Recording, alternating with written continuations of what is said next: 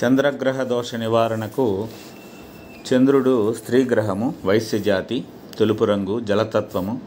సోముడు, ఇందు, నిశాకరుడు, శశాంకుడు, తారాపతి, సీతాంశుడు, విధుడు, కుముద, బాంధవుడు, ఉడునాథుడు అనేటువంటి పేర్లు ఉంటాయి.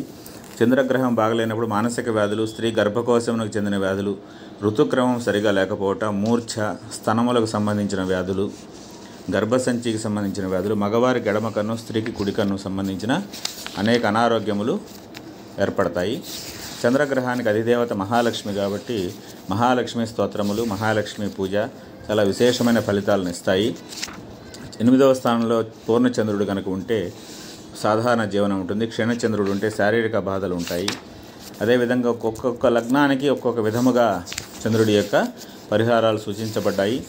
ఈ చంద్రగ్రహానుగ్రహము మనం దానము చేయబట్టం జనరల్గా బియ్యమును దానం ఇస్తాము. చంద్రాష్టోత్తర శతనామావళి, భవానీ స్తోత్రము, లలితా పంచకం, దేవీ షట్కం, దుర్గాస్తవం, భవానీ అష్టకం, దుర్గా కవచం, దుర్గా ఆపదద్దారక స్తోత్రం వంటివి పారాయణ చేయవచ్చును. చంద్రమహాదశలో శని అంతర్దశ ఇబ్బందిగా ఉంటే అరణ్యకాండ 30వ సర్గ పారాయణం చేయాలి. చంద్రమహాదశలో రాహు అంతర్దశ ఇబ్బందిగా ఉంటే బాలకాండ 49వ సర్గ, చంద్రమహాదశలో కేతు అంతర్దశ ఇబ్బందిగా ఉంటే అరణ్యకాండలో 6వ సర్గ, వీటిని పారాయణం చేయాలి.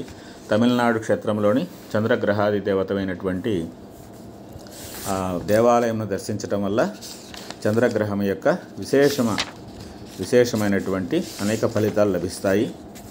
చంద్రగ్రహానికి సంబంధించి క్షీరం, పాలు, ఈ పాలను నిత్యము పూజలో ఉంచి నైవేద్యంగా సమర్పించటం, ఆ నైవేద్యాన్ని ప్రసాదంగా తీసుకోవటం, ఇలాంటివి ఆచరించి చంద్రగ్రహం యొక్క అనుగ్రహాన్ని పొందవచ్చును. చంద్రగ్రహ జపం, మంత్రజపాన్ని 10,000 సంఖ్య జపం చేయించి దానం ఇవ్వవలను.